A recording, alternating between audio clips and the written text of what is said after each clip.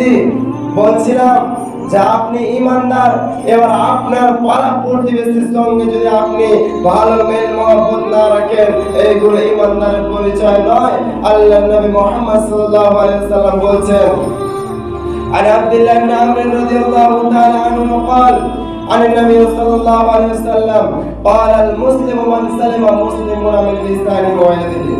সেই ব্যক্তি যতক্ষণ পর্যন্ত মুসলমান হতে পারবে না, মুসলিম হতে পারবে না, যতক্ষণ না তার পাড়া প্রতিবেশী তার হাত এবং তার জিহ্বা দ্বারা তার নিরাপদে থাকবে।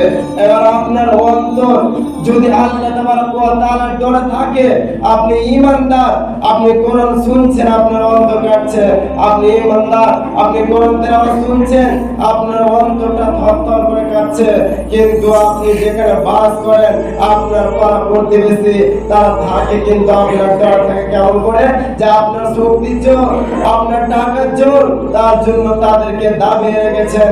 আল্লাহর নবী বলছেন তারা কখনো ঈমানদার হতে পারে না যতক্ষণ পর্যন্ত না তার পাড়া প্রতিবেশী তার হাত এবং তার জিহ্বা দ্বারা যতক্ষণ পর্যন্ত নিরাপদে না থাকবে।